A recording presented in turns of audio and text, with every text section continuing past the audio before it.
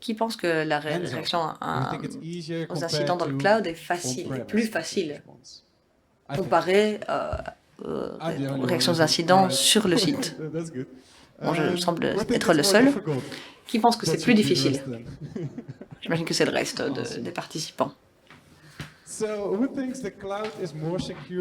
Qui pense que le cloud est plus sécurisé par défaut que le système sur place?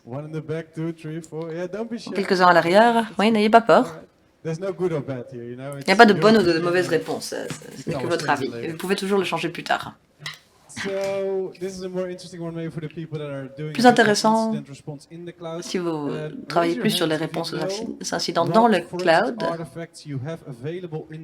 quels sont les appareils de vérification qui sont disponibles sur le cloud? Ça peut devenir bien plus complexe si vous avez plusieurs clouds. C'est un début. Alors, c'est ce que nous allons aborder aujourd'hui, la réaction aux incidents dans le cloud. Je vais parler de moi, pas trop longtemps, ne vous inquiétez pas, puis nous entrerons dans les détails plus intéressants. Entre guillemets, le bon, la brute et le truand dans le cloud. Je m'appelle Korstian Stam. Comme vous l'avez entendu, probablement je viens des Pays-Bas, d'une petite ville, je ne vais pas vous parler des détails. Je suis instructeur 100, le centre de formation dont vous avez entendu parler, je l'espère. J'enseigne sur le cours de réaction aux incidents dans le cloud. 6 jours pour passer en revue tous les clouds. Microsoft Measures, 365, AWS, Google Workspace et Google Cloud. Ce sont ceux que j'enseigne d'habitude. La semaine dernière, j'étais à Madrid et j'enseignais cela à une grande entreprise. Au-delà de cela, je suis le fondateur et le PDG de Sens et de ma propre entreprise de réaction aux incidents dans le cloud. C'est ce que je fais depuis des années. Je pense que le cloud est unique et offre toute une série d'opportunités. Après cette présentation, j'espère que vous serez d'accord avec moi, que vous pourrez peut-être passer du temps dans le cloud. Et la semaine prochaine, quand vous serez de retour au travail, peut-être que vous voudrez faire quelques vérifications pour être mieux préparé. J'ai aussi travaillé avec PwC, peut-être que certains d'entre vous connaissez cette entreprise, et Northwave également. Je suis aussi un développeur, je ne suis pas excellent, mais je suis développeur open source, donc tout cela est gratuit. À la fin, j'aurai un transparent avec tous les liens, vous verrez les outils que nous avons construits qui pourraient vous aider en cas de réaction aux incidents, pour vous faciliter la vie. Acquisition de données, analyse. Et puis, j'enseigne aussi à l'université, j'enseignais à l'université d'Amsterdam, mais je n'ai plus le temps. Puis, je suis un grand fan du cloud, c'est le plus important, un grand fan de la réaction aux incidents dans le cloud. C'est ce que je vais vous présenter aujourd'hui. Un peu de contexte. Il faut toujours dans les transparents des statistiques qui expliquent pourquoi nous devrions en parler. Voici mon transparent de statistiques que je vais copier-coller d'Internet de manière effrontée. Alors, quels sont les plus grands clouds? AWS, Azure et Google Cloud sont les plus grands. Le top 3. Ce sont ces 3 clouds dont nous parlons principalement. Il y en a d'autres. Et c'est ce que j'essaie de vous expliquer ici. Si vous travaillez dans la réaction aux incidents dans le cloud, si vous avez votre propre entreprise, vous tomberez sur d'autres clouds. IBM peut-être, Salesforce, Oracle. Peut-être que vous travaillez en Chine ou en Asie, alors vous aurez Tencent, Alibaba. Il y a quelques clouds russes aussi. Bon, je ne sais pas s'ils s'en sortent très bien pour le moment, mais ils sont là. En tout cas, le cloud, ce n'est pas un seul cloud. Chaque plateforme de cloud est différente. Si vous êtes une entreprise et que vous avez 3 clouds différents, il vous faut une expertise dans chacun de ces clouds. Dans la manière de mener vos recherches sur le cloud. Parce qu'à un moment, vous aurez besoin des informations et idéalement, vous devez savoir à l'avance comment obtenir ces informations. Les incidents dans le cloud. Que voyons-nous d'habitude? Qu'est-ce que je vois dans ma vie quotidienne pour mes clients? Quels sont les incidents que j'observe? À quoi peut ressembler une fuite de données dans le cloud? D'habitude, ça se retrouve à la une des journaux. Qui peut me donner un exemple? On a un gagnant, S3 Buckets. C'est le cloud d'Amazon. Beaucoup d'entreprises ont eu du mal à protéger ce cloud. Beaucoup d'entreprises comme Tesla et d'autres, pas besoin de pointer du doigt, ont eu des problèmes de vol de données. Et pas uniquement parce qu'il s'agissait d'un cloud ouvert. Ça se passe aussi avec les technologies API. Si vous travaillez avec le cloud, il n'y a pas que l'authentification multifacteur. Il y a aussi les clés d'accès, les clés API que vous donnez à un programme ou à une personne, et que cette personne peut utiliser à ses propres fins. Il y a des clés API que vous placez dans un script, que vous placez sur GitHub. Et puis tout le monde peut en profiter, peut profiter de ce que vous avez construit sur votre propre cloud. Je vais vous parler de quelques incidents dont j'ai entendu parler. C'est ce qui s'est passé littéralement il y a 2 semaines, d'ailleurs. Bon, ce n'est pas amusant, mais il est difficile pour les entreprises de développer de manière sécurisée toutes ces fonctions. Alors, un autre aspect très populaire, le cryptojacking. Est-ce que quelqu'un sait ce que cela signifie? À l'arrière.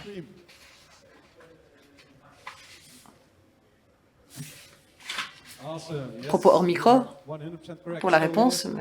L'orateur nous dit, vous avez tout à fait raison.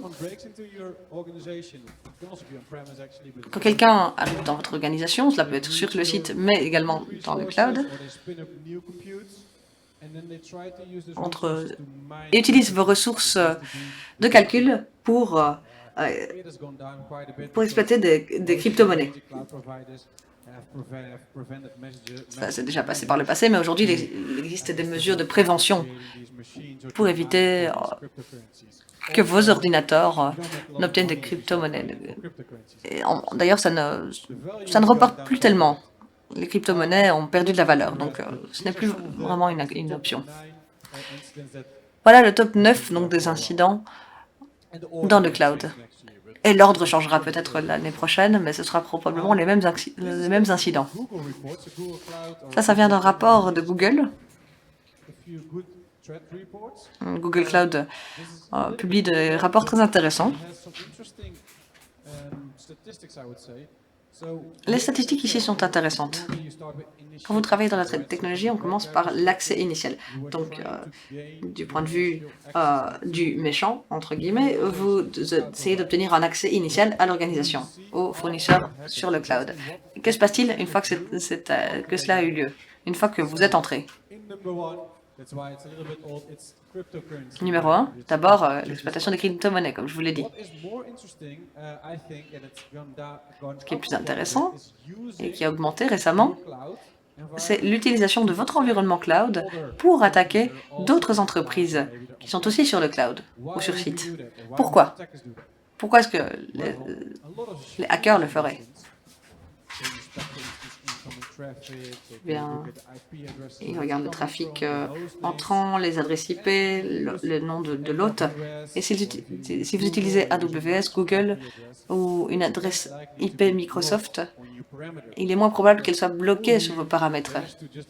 Parce que qui, ici, bloque toutes les adresses IP Microsoft à la connexion dans votre environnement? Personne ne fait cela. Alors c'est une méthode assez populaire. Utiliser un cloud pour attaquer une autre entreprise. J'ai un exemple sur lequel j'ai travaillé. Nous en reparlerons plus tard. Alors, le bon, la brute et le truand, vous connaissez, n'est-ce pas? Quels sont les bons points du cloud, les aspects plus bruts, les mauvais, et finalement les truands. Et puis quand vous aurez vu cette présentation, j'espère que vous pourrez revenir vers votre organisation, vers vos clients, et agir directement pour être mieux préparé à la réaction aux incidents dans le cloud. Quelques outils que je pourrais vous montrer qui pourraient vous être utiles. Et nous aurons du temps pour les questions-réponses par la suite. Les bons aspects du cloud. Commençons par cela. Si vous devez réagir instantanément dans le cloud, vous aimerez le login. Microsoft, AWS et Google ont tous, par défaut, ce que l'on appelle des inscriptions par plateforme.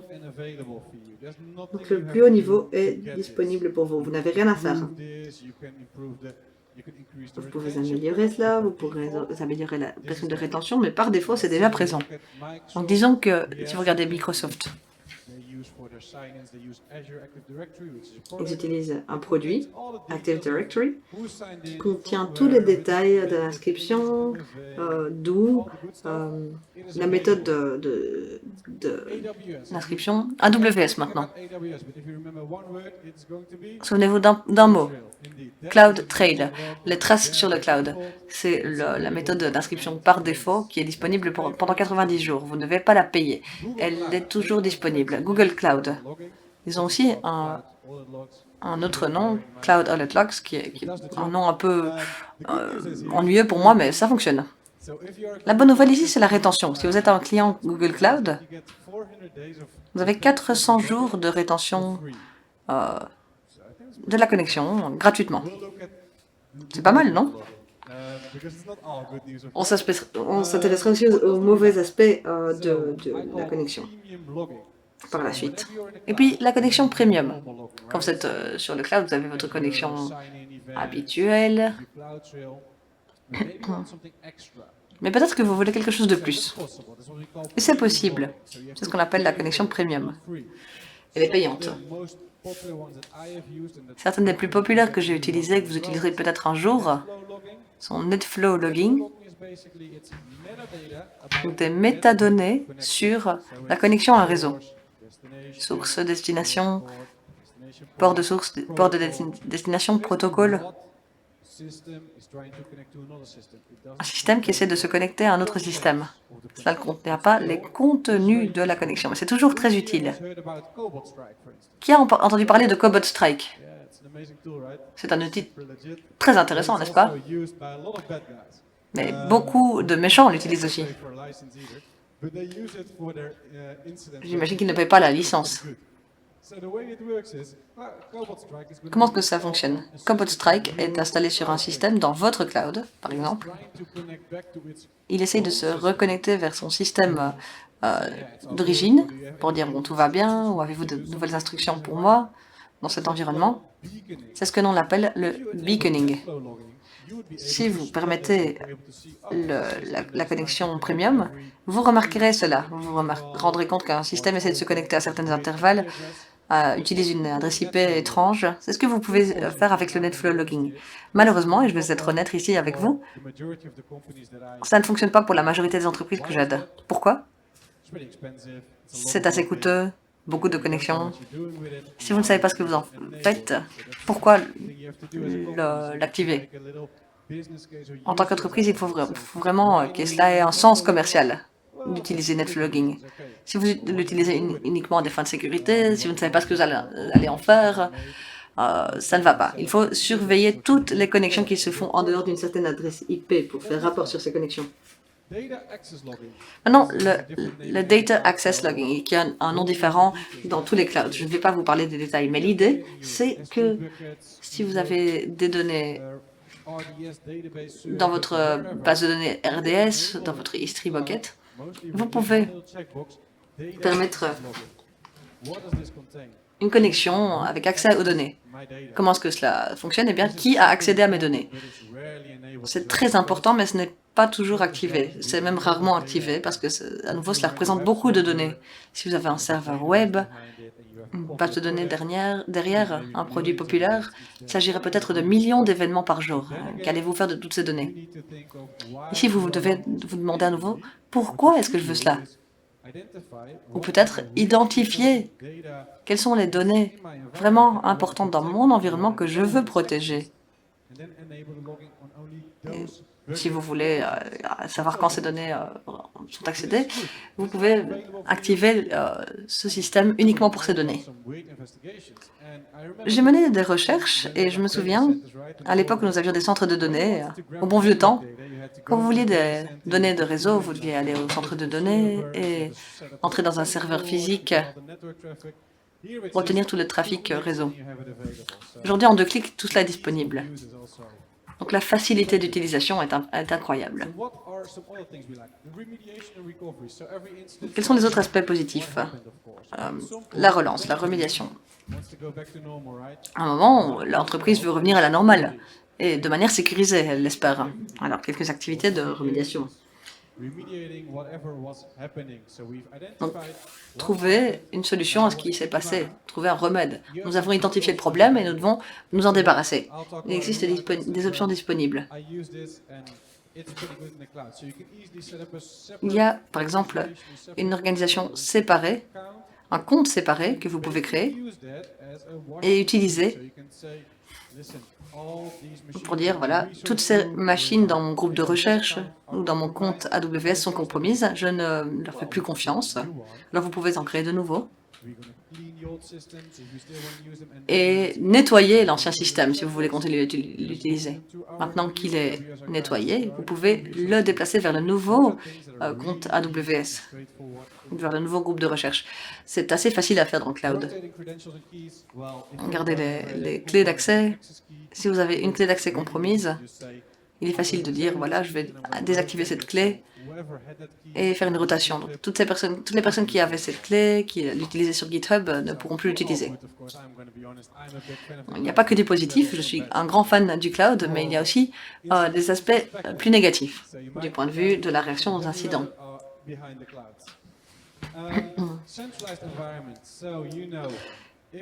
Un environnement centralisé. Si vous voulez créer un environnement cloud, tout ce dont vous avez besoin, c'est d'une carte de crédit. Une carte de crédit et vous avez votre cloud. Quel est le problème? Si vous avez une organisation, vous voulez une gouvernance centrale, des politiques qui s'appliquent partout. Et là, ce n'est pas nécessaire. Vous pouvez prendre votre carte de crédit et créer votre cloud. C'est pour moi le pire aspect. Il est vraiment facile pour quelqu'un de créer son propre cloud. Il est difficile de tout rassembler. Les licences. Microsoft va lancer i7, 9, 7. Ils adorent ajouter des options de sécurité à leurs licences les plus avancées. Donc si vous avez une licence de base, vous pourrez protéger un peu. Vous pouvez utiliser MFA. Mais si vous voulez désactiver sur un compte, ce n'est pas possible de l'activer sur les autres comptes. Vous avez besoin d'une licence plus coûteuse. Et puis, si vous voulez une connexion pendant 1 an, vous devez payer encore plus. C'est mon problème avec les licences, d'un point de vue de la réaction aux incidents. Le retard de sécurité, c'est un grand problème. Si vous vous connectez sur AWS, essayez, ou Azure, vous cliquez sur tous les services disponibles, il y aura des centaines de services. Ils développent toute une série de services à une vitesse incroyable. Mais il y a un problème ici, c'est le retard de sécurité, comme on l'appelle. De nouvelles caractéristiques, de nouveaux produits, de nouvelles fonctionnalités, mais la sécurité, ça vient après. Par exemple, si vous avez déjà utilisé KubeNet. La semaine dernière, AWS a annoncé qu'il était finalement capable de vous permettre une connexion sécurisée sur KubeNet, sur la plateforme KubeNet. Ce n'était pas disponible auparavant. Et je pense que c'est un gros problème. Il n'y a pas tant que nous puissions faire là-dessus. Nous pouvons nous plaindre au département vente, mais c'est tout. Les coûts. Si vous avez travaillé sur la réaction aux incidents, si vous avez votre propre laboratoire, vous devez payer pour le laboratoire, mais si vous travaillez dans le cloud, toutes les réactions aux incidents vous coûteront parce qu'il y a des transferts de données. C'est ça qui est coûteux, qui est ennuyeux. Si vous voulez obtenir des données dans le cloud, en général, placer des données dans le cloud, c'est gratuit. Si vous voulez maintenant sortir du cloud, cela coûtera. Donc si vous faites une photo d'une machine, disons, de ce qui est disponible sur une machine, vous voulez exporter les données, vous allez devoir payer. Ce n'est pas une bonne nouvelle. L'approche multi-cloud. Trop d'entreprises ont 3 différents clouds, ou même plus. Microsoft, Google, AWS, tous les clouds.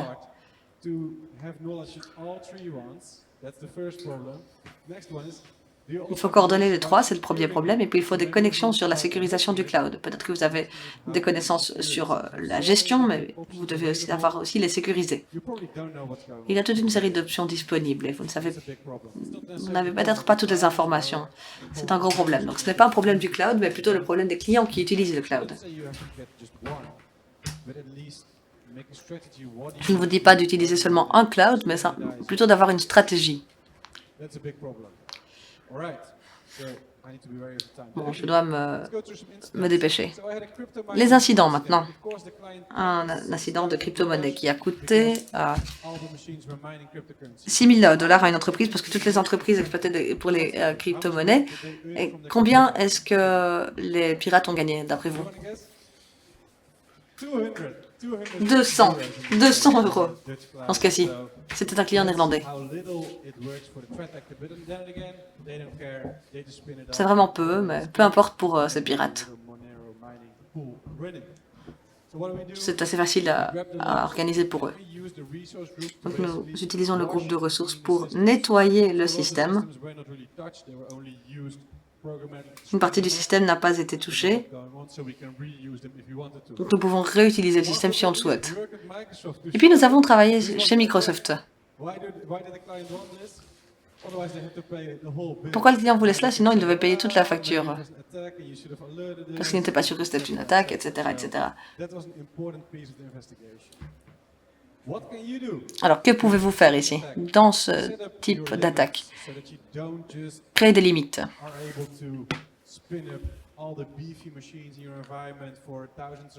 Pour ne pas devoir nettoyer toutes les machines dans votre environnement pour des milliers d'euros par jour.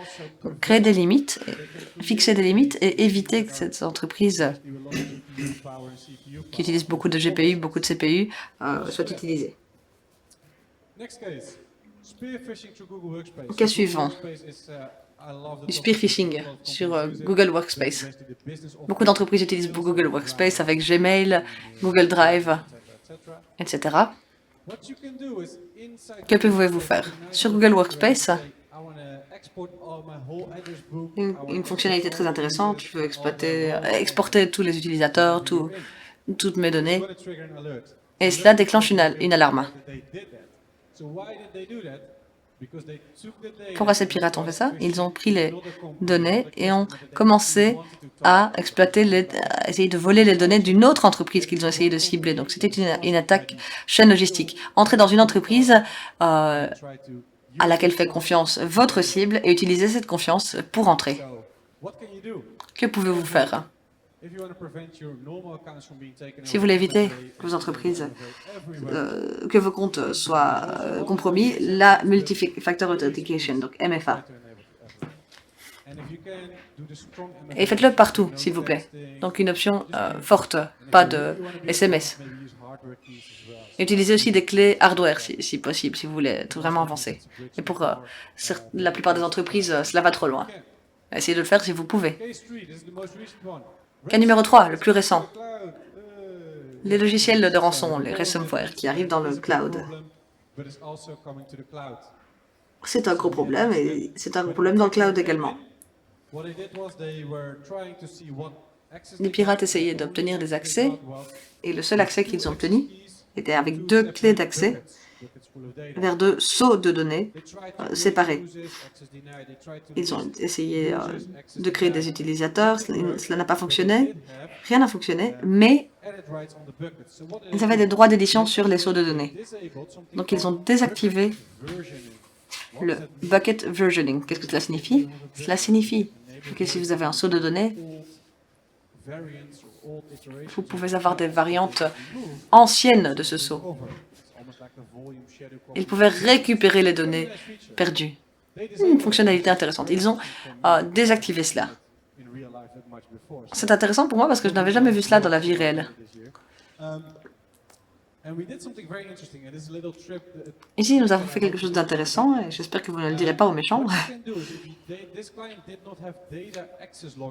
Ce client n'avait pas de données d'accès. Vous vous souvenez de ce que j'ai dit au début? Ils n'ont pas pu dire à quoi avaient accédé les pirates. Ils n'ont pas pu donner des informations sur les données qui avaient été exfiltrées ou pas. Alors qu'a pu faire AWS et Google? On passe à facturation, et dans facturation, il y a un point spécifique, parce que si l'on exporte des données du cloud, cela coûte. Donc il y avait une entrée ici disant que ce seau, il y avait eu un mouvement de données de ce seau vers une autre localisation, en dehors du cloud. Ça ne disait pas où cela allait, pas d'adresse IP, parfois cela vous dit la région. C'était tous les détails que l'on pouvait obtenir. La bonne nouvelle, c'est que nous avons pu confirmer que ces données avaient été exfiltrées dans cette attaque. Donc, tel nombre de gigaoctets. Donc, ces données avaient été exfiltrées et il fallait le faire savoir au client. Nous surveillons toujours ce cas. Nous nous sommes rendus compte qu'il y avait un script automatisé qui essayait les clés d'accès. Nous avons désactivé les clés d'accès pour le compte compromis. Et quelqu'un a permis cela, a activé cela, et nous avons vu une activité supplémentaire. Donc ils avaient un script qui essayait d'entrer dans l'environnement via les clés d'accès. Donc soyez prudents. Que pouvez-vous faire? N'utilisez pas des clés d'accès si vous n'en avez pas besoin parce qu'elles sont exposées via GitHub. Et puis il y a ici les rôles IAM. Vous pouvez assigner un rôle à une ressource plutôt qu'à une personne. Disons que vous voulez que cette machine soit capable, avec ce rôle IAM, d'obtenir des données dans ce seau. Mais c'est tout ce qu'elle pourra faire. L'authentification se fera sur IAM. Vous ne pouvez pas agir d'autres manières. C'est l'option la plus sécurisée. Peu d'entreprises le font. Si vous pouvez, faites-le, s'il vous plaît. Le bucket versioning, comme je vous ai dit, ils l'ont désactivé. Donc, quelle est l'utilité de cette fonctionnalité? Peut-être, oui, vous pouvez utiliser une alarme si quelqu'un l'a désactivée. Et puis, la suppression MFA. Si vous voulez supprimer des données d'un seau, vous devez avoir une clé d'accès MFA. Si le pirate avait une clé d'accès, il ne pouvait pas supprimer les données parce qu'il n'avait pas le deuxième facteur dans l'authentification. Et puis, des backups immuables. Un backup AWS qui ne permettrait pas de supprimer les données avec votre compte. Elles resteront présentes pendant une période. Vous paierez pour le stockage, mais cela évitera ces pertes de données. Cette suppression accidentelle ou intentionnelle des données. Voilà, c'est tout pour les 3 cas et je suis un peu en retard, mais personne ne crie, donc je vais continuer. Et qu'est-ce qu'on peut faire? Donc, je pense que c'est pour ça que vous êtes venu. Il faut préparer en vue des incidents. Vous pouvez faire une mise à jour de vos réponses, vérifier que vous disposez des réponses sur comment gérer les incidents dans le cloud, vérifier que vous avez les mesures qui sont préparées. Pour le cas d'un incident, Microsoft a des jeux de mesures qui sont disponibles, on peut les copier-coller pour avoir un playbook pour la réponse. On peut faire quelques modifications, y ajouter son logo. Il faut comprendre aussi les artefacts. On a regardé les différentes connexions qui sont disponibles. Il faut voir ce qui est disponible, qu'est-ce qu'on a actuellement, qu'est-ce qui est stocké et quelle est sa durée de disponibilité. Vous avez peut-être que là, avec 7 jours de journaux, et donc ça ne suffira peut-être pas. Et donc, il faut savoir exactement ce qu'on a aussi. Si vous avez le budget, regardez un peu quels sont les logins premium qui soient disponibles. Vous voulez peut-être NetFlow pour une partie importante du réseau. Vous voulez peut-être un suivi des accès pour les buckets les plus importants. Il faut protéger vraiment les éléments les plus précieux. Si vous avez des données très importantes qui sont déjà sur le cloud, voyez ce que vous pouvez faire. Déjà, il y a un accès just in time. Vous pouvez protéger les comptes les plus précieux. Et donc, avec un accès provisoire qui est donné lorsqu'on en a besoin, comment est-ce que ça peut vous aider? Ça protège les comptes les plus importants contre un vol des mots de passe ou un vol des identifiants. Il y a d'autres options qui sont disponibles aussi, comme le PP5, mais je sais que c'est cher, mais si vous avez la possibilité, ça peut être utile. Je ne suis pas rémunéré par les fournisseurs pour vous donner ces informations. On peut simuler un incident aussi. AWS a sorti 5 ateliers où vous pouvez faire des simulations d'incidents. Ils vous donnent des scripts malveillants qui suppriment des données. Et là, vous pouvez regarder dans les journaux pour voir si vous comprenez ce qui a été fait. Comme ça, vous pouvez former votre équipe et vous former vous-même pour comprendre ce qui se passe. Il y a donc tous ces éléments, toutes ces ressources qui sont gratuites, des ateliers que vous pouvez utiliser avec vos équipes pour la formation. Et il y a aussi des produits open source où vous pouvez faire des fausses attaques et vous pouvez voir si vous êtes capable de détecter l'attaque.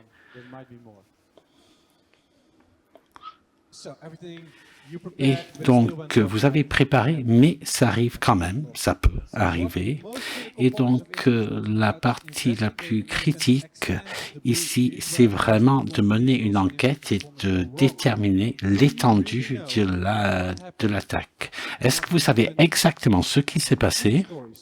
Et vraiment, l'intégralité des infos, s'ils ont eu votre clé d'accès, vous pouvez aller voir chez AWS et voir ce qu'ils ont fait, mais ils ont peut-être pu créer aussi un nouvel utilisateur et voir ce qu'a fait cet utilisateur, quelles sont les clés d'accès qui ont été utilisées par cet utilisateur. Il faut donc vraiment définir toute l'étendue de l'attaque et sinon, vous allez vous retrouver dans une situation où vous ne savez pas exactement ce qui a été fait et l'incident pourra se reproduire et les personnes qui ont attaqué pourront revenir. Je sais qu'il y a beaucoup de stress dans ces incidents, tout le monde veut revenir à la normale, mais il faut vraiment mener l'enquête de façon importante. Et donc, si vous pouvez isoler les éléments avec construire un nouveau segment dans le cloud Microsoft pour y mettre les ressources. Vous pouvez décider que vous voulez que telle partie ne communique plus avec l'Internet. C'est très facile à faire, beaucoup plus facile que par le passé où il fallait que quelqu'un fasse des modifications. Et là, ce sont des ressources que vous pouvez utiliser à votre avantage. Ce que j'aime, moi, c'est que vous avez des options de stockage sur quelques journées. Si vous voulez faire ça pour toutes vos machines dans les différentes régions, vous pouvez le faire et vous aurez toujours ces possibilités de stockage. L'automatisation aussi, une fois que vous avez fait tout ce que j'ai décrit, ensuite il faut passer à l'automatisation, voir si à partir d'une alerte dans GuardDuty, Sentinel ou quel que soit le centre de sécurité, est-ce que je peux faire une photo de la machine, extraire le login et c'est ça la prochaine étape. Les ressources. Ici, là, je fais de la pub pour mes activités, mais là, vous avez des outils, à gauche, des outils que nous avons développés qui pourront vous aider dans votre réponse aux incidents. Et donc, vous avez les différents outils ici pour Microsoft, pour AWS et pour Google. Et nous avons ces différents produits que nous avons développés. Allez-y, prenez des photos, c'est très, très bien. Et à droite,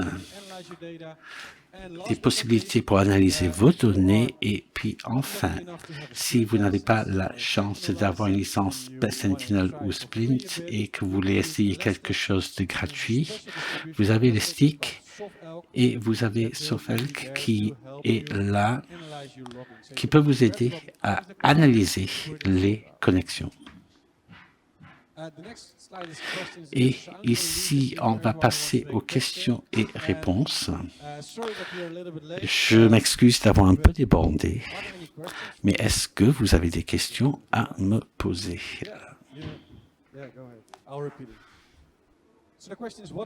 Et donc, la question est de savoir pour les collaborations avec les équipes des clouds, ils ont tous des équipes Google, par exemple, et donc vous pouvez leur demander de faire ce travail. Il faudra les payer. Vous pouvez recruter un organisme extérieur qui pourra vous aider aussi. Est-ce qu'il y a d'autres questions? Bon, à ce moment-là, je vais vous remercier d'avoir passé du temps ici. J'ai pris beaucoup de plaisir à vous recevoir ici. Passez une très belle journée